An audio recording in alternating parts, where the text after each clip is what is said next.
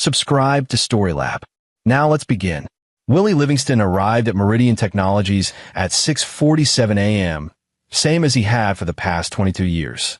The building's glass facade reflected the orange morning sky, and he nodded to the security guard, Claude Larson, who'd been there almost as long as Willie had. The man raised his coffee cup in salute. "Early bird again, Willie. You know me, Claude. Systems don't sleep." Willie's badge beeped at the turnstile, granting him access to the building he'd helped wire from the ground up. Back in 2003, he'd been part of the original IT team of 4 people working out of a converted storage room. Now Meridian employed over 800 people across 3 floors, and Willie had built every network, every server cluster, every security protocol from scratch. He'd hired and trained 32 IT professionals over the years.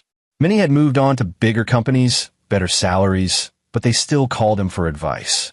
The elevator hummed as it carried him to the 3rd floor. Willie checked his reflection in the polished doors, salt and pepper hair, reading glasses hanging from a chain around his neck, the same flannel shirt style he'd worn for decades. At 56, he knew he didn't look like the 20-something tech bros that populated the startup scene. He looked like what he was, a man who'd spent 2 decades keeping systems running while everyone else slept. His office sat adjacent to the server room, separated by reinforced glass. The gentle whir of cooling fans was his meditation, the blinking lights of active connections his constellation. Willie set down his thermos and powered up his workstation. 3 monitors flickered to life, displaying real-time system analytics, security feeds, and backup processes. Everything running smooth. As always, the department had changed significantly in recent months. 6 of his most experienced team members had been let go in what HR called restructuring. Willie had fought those decisions, but the new chief operating officer, Tamara Ward, had overruled him. She joined Meridian 18 months ago from a consulting firm, bringing with her a vocabulary full of synergy and disruptive innovation that made Willie's teeth ache. His phone buzzed. A meeting request from Tamara for 9 a.m. Unusual. She typically avoided him, preferring to communicate through her assistant. Willie spent the next 2 hours running diagnostics and reviewing security logs. At 8:47, he noticed something odd: attempts to access the legacy financial systems from an unfamiliar IP address. He flagged it, traced the source to an external contractor Tamara had hired, and documented the security breach in his incident report. The contractor had been trying to migrate data without proper authorization protocols. At 8:55, he walked to the executive floor. Tamara's corner office had floor-to-ceiling windows overlooking the city. Her assistant, a nervous young woman named Chelsea Arroyo, gestured him inside. Tamara sat behind her glass desk, perfectly coiffed blonde hair, designer suit, and a smile that never reached her eyes. Beside her sat Greg Mullen from HR, a manila folder in his hands. Willie's instincts sharpened. Greg only brought folders for one reason. "Willie, sit down," Tamara said, gesturing to the chair across from her. "How are you?" "Fine. What's this about?" She folded her manicured hands. "I want to start by thanking you for your 22 years of dedicated service to Meridian. You've been instrumental in building our IT infrastructure." Past tense. Willie's jaw tightened, but he kept his expression neutral. "However," Tamara continued, "the technology landscape has evolved dramatically. We need teams that can communicate in modern ways, collaborate using contemporary frameworks. Frankly, Willie, we need fresh energy. Younger teams just communicate better. They're more agile, more adaptable." Willie stared at her. "I've adapted to every technological shift for 2 decades. Cloud migration, cybersecurity overhauls, AI integration. It's not just about technical skills." Tamara's smile widened. "It's about culture fit. The younger generation brings a different mindset, a collaborative spirit that, frankly, someone from your generation might struggle to embrace." "My generation," Willie repeated slowly. Greg Mullen cleared his throat, sliding the folder across. "Your severance package is quite generous. 6 months' salary, extended healthcare coverage, and a positive reference letter." Willie opened the folder. The termination letter was dated today, effective immediately. 2 decades of institutional knowledge, gone with a signature. He read through the severance terms, standard boilerplate, nothing exceptional despite Tamara's description. "This is age discrimination," Willie said quietly. Tamara's smile never faltered. "This is a business decision based on strategic realignment. You're welcome to have a lawyer review the severance agreement. You have 30 days to sign." Willie looked at the woman who'd been with the company barely a fraction of his tenure. She didn't understand the systems she was inheriting. She didn't know that the legacy infrastructure she dismissed was the backbone supporting every modern service Meridian offered.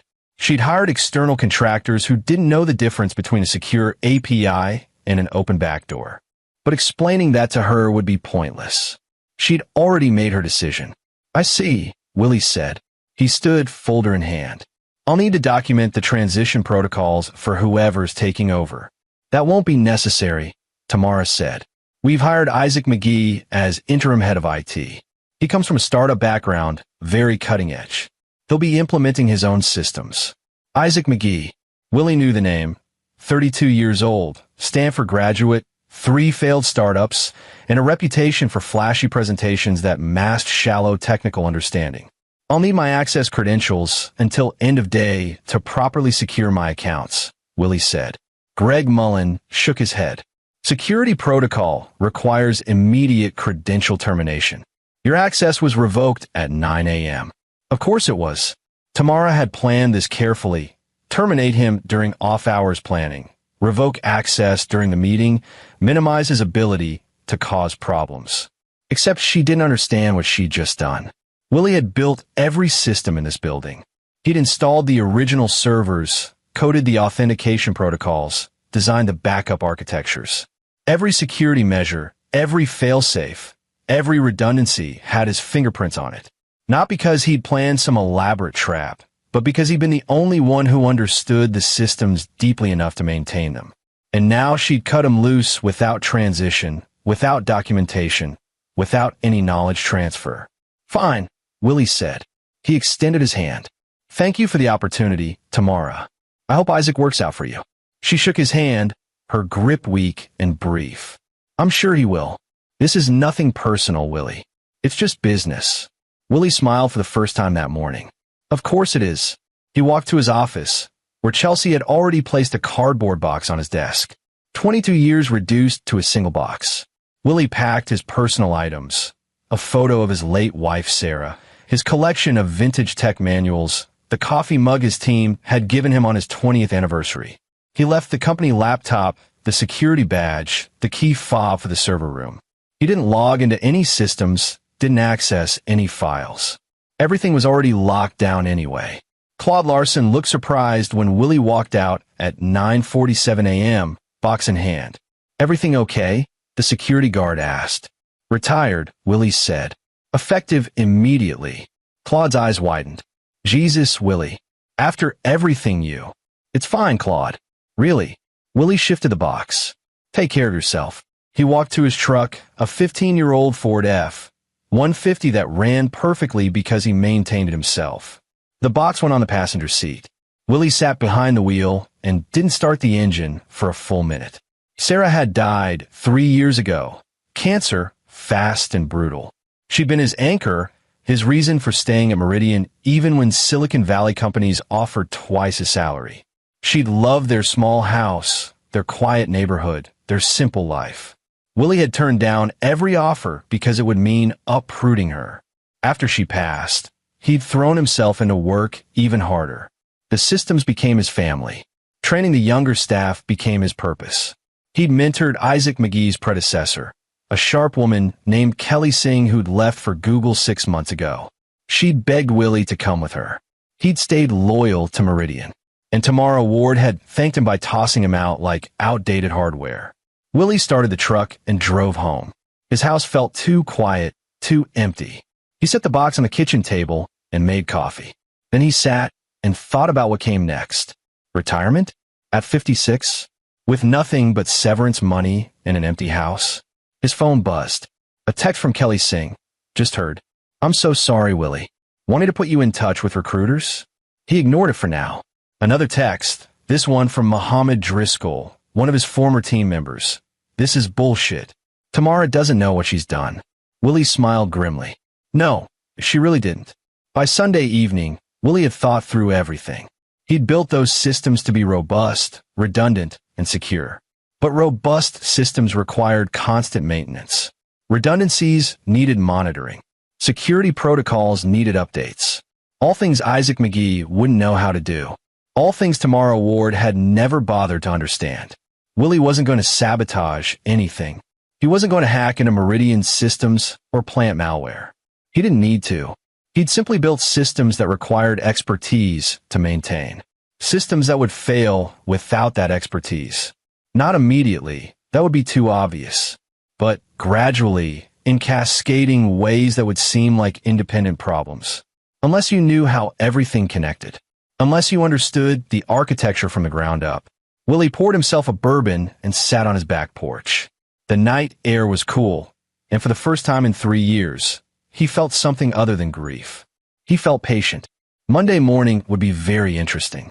Isaac McGee arrived at Meridian Technologies at 8:30 a.m. Monday morning, carrying a messenger bag and wearing designer jeans with a blazer. He'd spent the weekend reviewing Willie Livingston's department structure, and frankly, he was appalled. The man had been running systems like it was still 2010.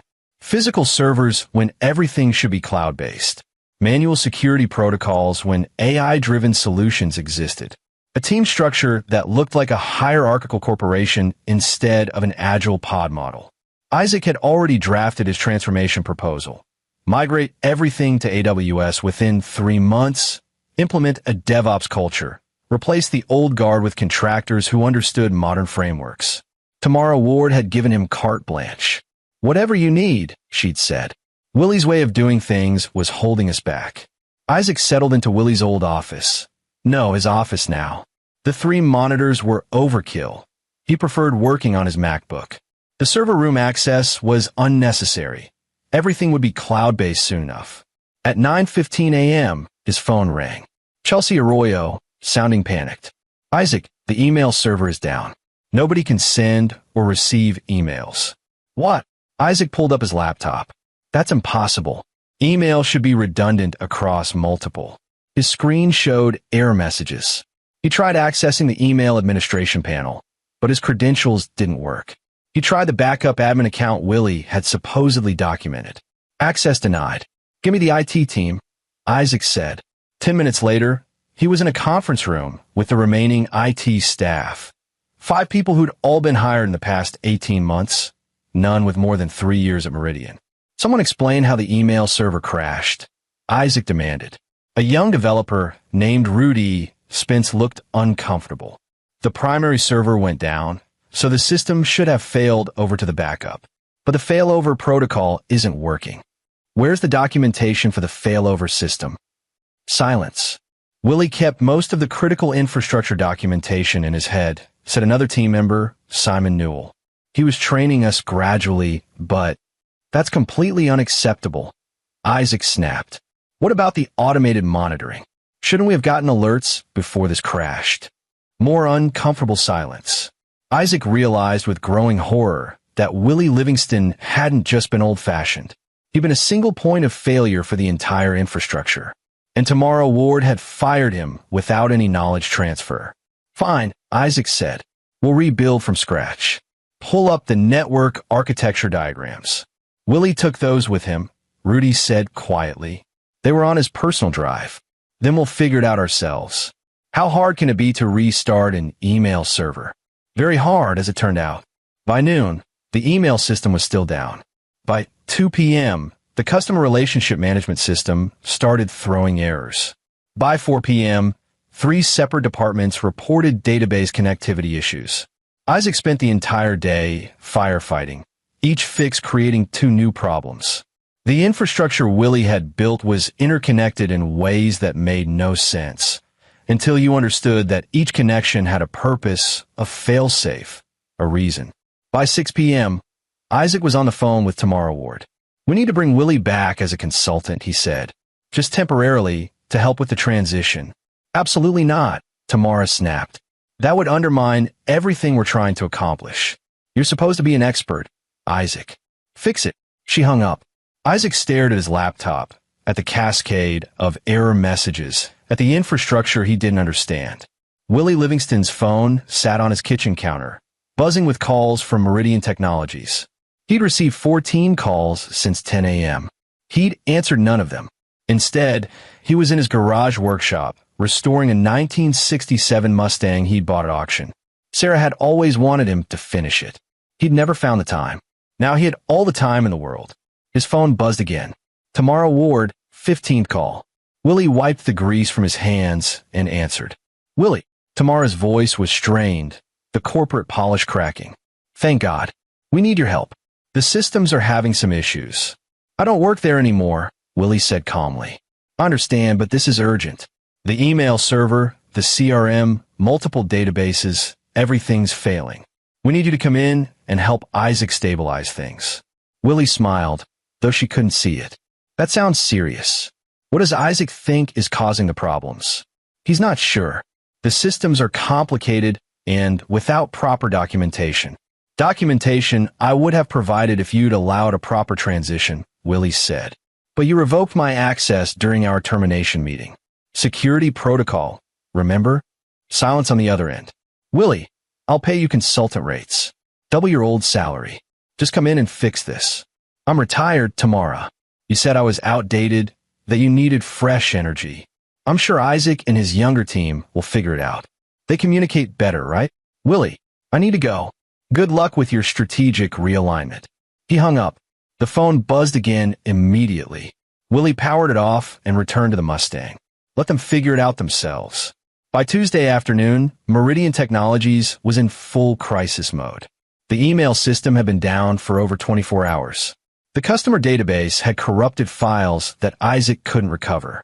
The financial systems were locked in read-only mode because of failed authentication protocols. Tamara Ward called an emergency executive meeting. The other executives, Chief Financial Officer Donald Oliver, Chief Sales Officer Felicia Good, and Chief Technology Officer Matt Doyle, sat around the conference table with varying degrees of anger.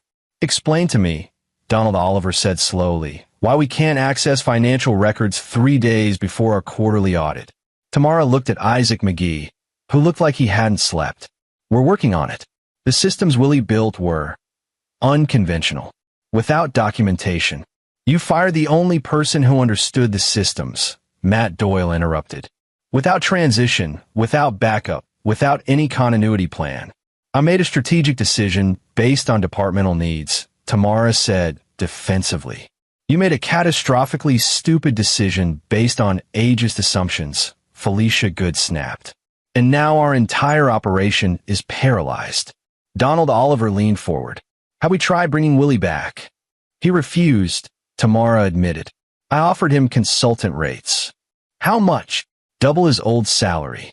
That's insulting, Matt Doyle said. You fire a man after 22 years and then offer him double pay to clean up your mess? Why would he help us? Tamara's face flushed. Then what do you suggest? Triple rates, full apology, and a guarantee that Isaac reports to him during the transition. Isaac is head of IT. Isaac is a glorified systems administrator who's in way over his head, Donald Oliver said. I don't care about titles or egos. I care about the fact that we have 48 hours before auditors arrive and we can't access our financial records. Tamara pulled out her phone and dialed Willie's number. It went straight to voicemail. She tried again. Voicemail. He's not answering, she said. Then go to his house, Felicia Good said. In person. Grovel if you have to. Tamara Ward had never groveled in her life. But watching the quarterly projections crater in real time, watching her position at Meridian evaporate with every failed system, she realized she didn't have a choice. She drove to the address from Willie's personnel file, a modest house in a quiet neighborhood 20 minutes from the office. The driveway held an old Ford truck in a tarp-covered shape that suggested a project car. She rang the doorbell. No answer. She rang again, then knocked. The door opened to reveal Willie Livingston in jeans and a greasy t-shirt, holding a wrench. Ms. Ward, he said mildly. Surprised to see you outside the office. Willie, we need to talk. Can I come in? I don't think that's appropriate. I don't work for you anymore. Tamara forced a smile. That's what I want to discuss. We need your expertise during this transition period. I'm prepared to offer you a very generous consulting contract. How generous? 3 times your old salary, flexible hours, full benefits, and creative control over the IT transition. Willie leaned against the doorframe. That's a significant offer. Why the sudden change of heart? The systems are more complex than we anticipated. Isaac needs guidance. Isaac needs to be fired, Willie said. He's out of his depth, and you know it. He spent 2 days making things worse because he doesn't understand how anything actually works. Tamara's jaw tightened. I'm not firing Isaac. Then you don't need me. Willie started to close the door. Wait. Tamara put her hand against the door. What do you want? Name your terms. Willie studied her for a long moment. I want my job back. Full title, full authority. Isaac becomes my subordinate or leaves. And I want a written apology from you, acknowledging that my firing was based on age discrimination, not performance. That's legally impossible. The apology would expose Meridian to liability. Then I guess you'll have to figure out the systems yourself. Willie smiled. You said you needed fresh energy. I'm sure Isaac will crack the code eventually. Good luck with your audit, Ms. Ward. He closed the door in her face. Tamara stood on the porch, furious and helpless. She'd never been dismissed like that, never been outmaneuvered so completely. Her phone rang. Donald Oliver. The backup systems just failed, he said. We've lost access to client contracts.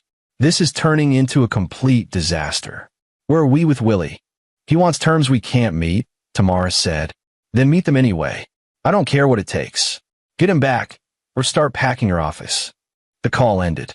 Tamara stared at Willie's front door, at the quiet house that held the keys to her professional survival. She'd made a terrible miscalculation, and Willie Livingston knew it. Inside, Willie returned his garage and a Mustang. He'd been tracking Meridian's systems remotely, not through hacking, but through monitoring tools that were still technically his to access until the severance agreement was signed. He knew exactly what was failing and why. The email server had crashed because Isaac had tried to restart it without following the proper sequence. That triggered a cascade failure in the authentication system, which locked down the backup protocols. The CRM system failed because someone had tried to update the software without checking dependencies. That corrupted the integration with the financial database. The financial systems locked in read-only mode because of a security protocol Willie had implemented 5 years ago. If too many failed authentication attempts occurred in a 48-hour period, the system assumed a breach and went into lockdown. Only Willie knew the master override code. None of it was sabotage. All of it was just systems working exactly as designed, failing exactly as they would without proper expertise. Willie could fix everything in about 4 hours. But why should he? Tamara Ward had called him outdated. She dismissed 22 years of loyalty and expertise with a smile and corporate doublespeak. She terminated him without transition, without respect, without even basic courtesy. Now she wanted him to save her from the consequences of her own arrogance. Willie picked up his phone and sent a text to Kelly Singh. You still have recruiter contacts? I might be interested in hearing what's out there. Her response came immediately. Hell yes. Sending you 3 names right now. These companies would kill to have you. Willie smiled. Let Meridian burn. Let Tamara Ward explain to the board why she destroyed a functional IT department out of ageist stupidity. He had better things to do. By Wednesday morning, Meridian Technologies had made the local news.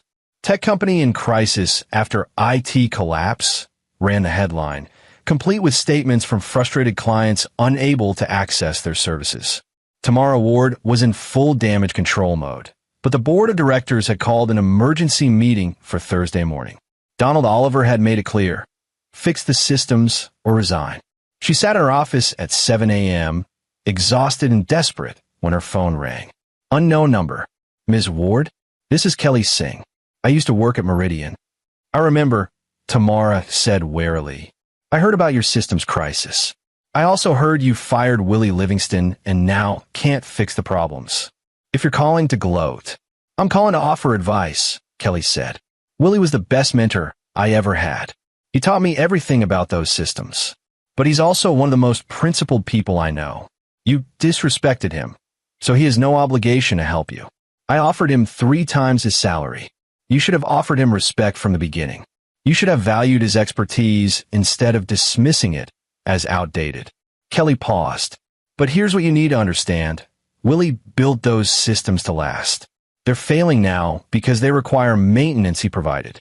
You can either bring him back with genuine respect and authority, or you can watch Meridian collapse. He wants terms I can't meet, Tamara said. Then meet them anyway. Swallow your pride. Admit you were wrong, and beg him to come back. Because without Willie, you're finished. The call ended.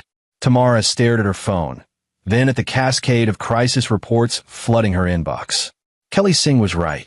This wasn't about pride anymore. It was about survival. She picked up her phone and called her lawyer. I need you to draft a very specific apology letter, she said.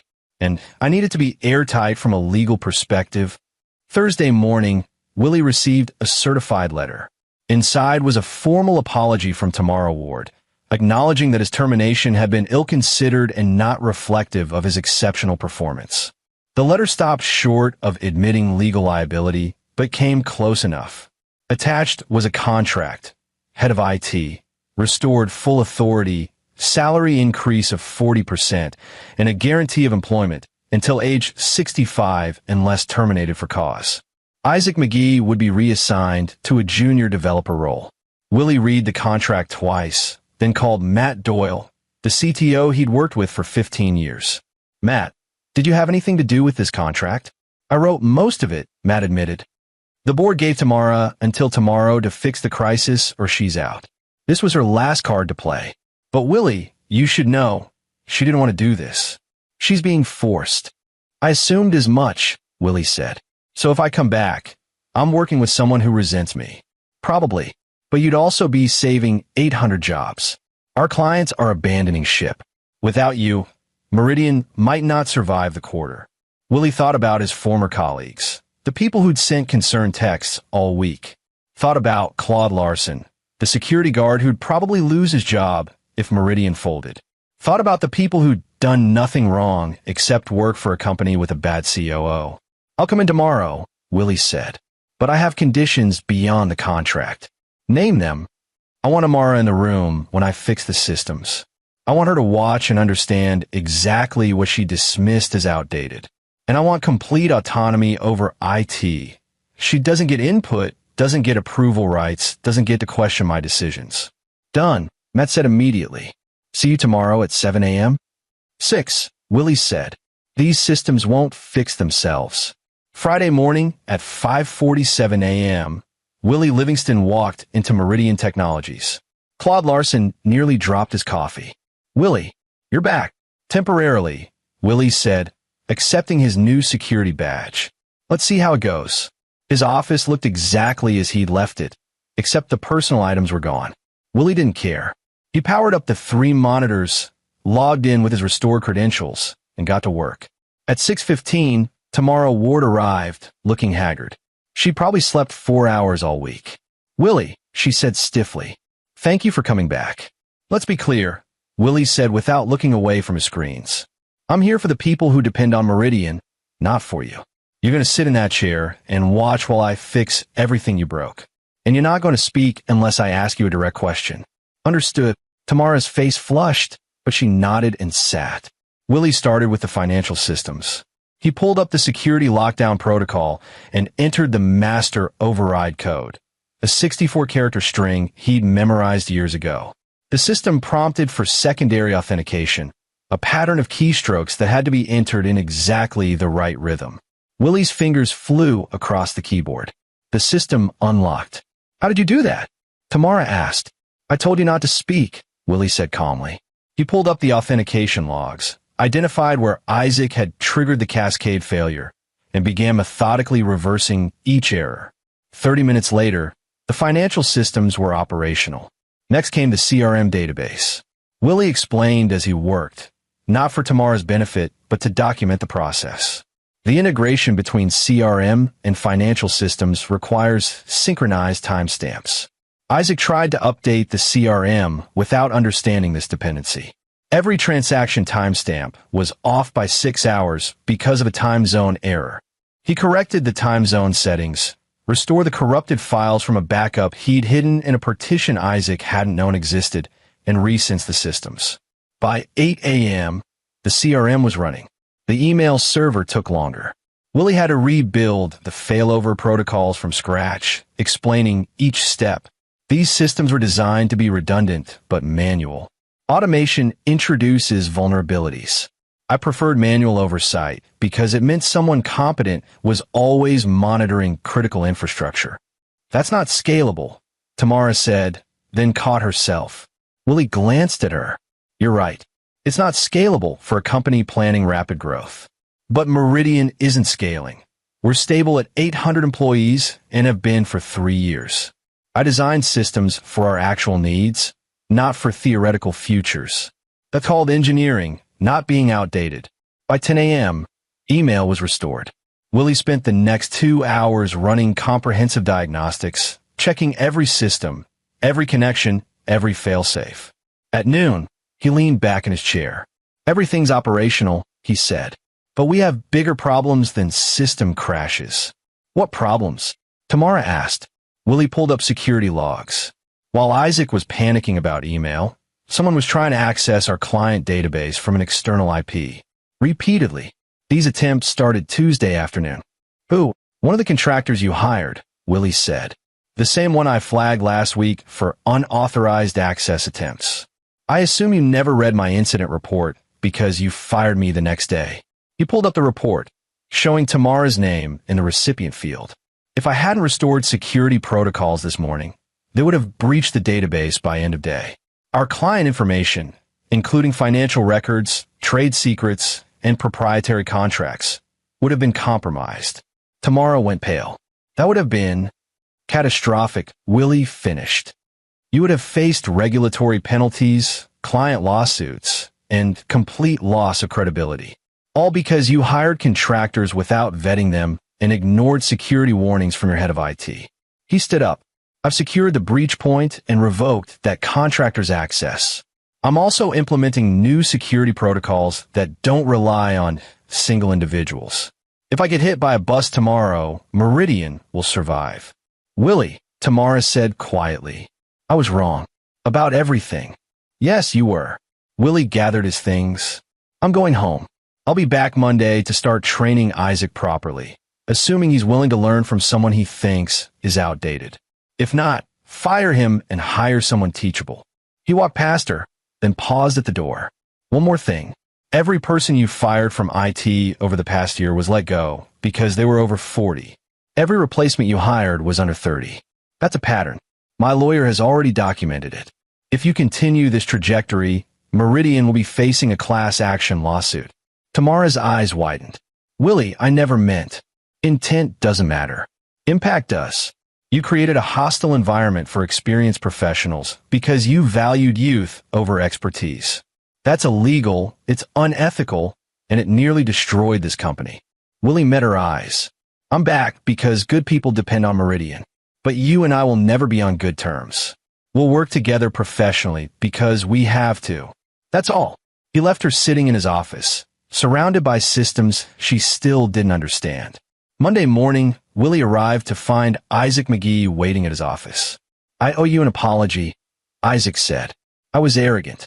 I assumed your methods were outdated without understanding why you'd built systems that way. Apology accepted, Willie said. But here's the reality. You have impressive credentials and minimal practical experience. You know theory, I know application. If you're willing to learn, I'll teach you. If you're not, you should find another job. Isaac nodded. I want to learn. Good. First lesson. Scalability isn't always the goal. Reliability is. Meridian doesn't need cutting-edge cloud architecture. We need systems that work when we need them to work. Over the next 3 months, Willie rebuilt the IT department with a mix of experience and youth. He brought back 2 of the fired employees, Mohammed Driscoll and Simon Newell, and created a mentorship structure where senior staff trained junior developers. Isaac McGee surprised him. Once the kid checked his ego, he proved to be a fast learner with genuine talent. Willie gradually handed over more responsibilities, documenting everything creating the transition plan Tamara should have allowed from the beginning. Tamara Ward, meanwhile, had become notably subdued. The board had put her on probation following the crisis. Her authority was diminished, her decisions scrutinized. She learned, painfully, that dismissing expertise had consequences. In June, Willie received another offer from Kelly Singh's former company, a VP position, significant salary increase, relocation to California. He turned it down. Why? Kelly asked over the phone. Willie, you could write your own ticket anywhere. Because I'm comfortable here, Willie said. I've got good people to train, systems to maintain, and a Mustang to finish restoring. That's enough. 2 years later, Willie Livingston stood on the stage at Meridian Technologies' annual company meeting. Matt Doyle had just finished announcing his retirement, and the board had voted unanimously for his replacement. It's my honor to introduce our new Chief Technology Officer, Matt said. Someone who's given 24 years of dedicated service, who's built and maintained every critical system in this company, and who's mentored the next generation of IT professionals. Willie Livingston.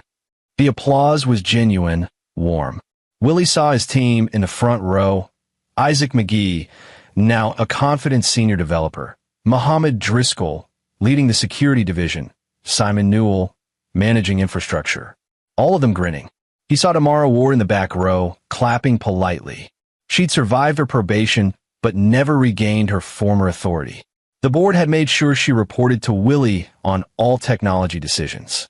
Willie gave a brief speech about infrastructure, reliability, and the importance of institutional knowledge. He talked about mentorship, about building teams that valued both innovation and experience. He didn't mention the crisis of 2 years ago. Didn't need to. Everyone remembered. After the meeting, Willie returned to his office, a larger space now, with a window overlooking the city. Claude Larson stopped by with coffee. CTO Livingston, the security guard said with a grin. Got a nice ring to it. Just means more meetings, Willie said, but he smiled. How's retirement planning coming? Another 3 years. Might stick around longer if they'll have me.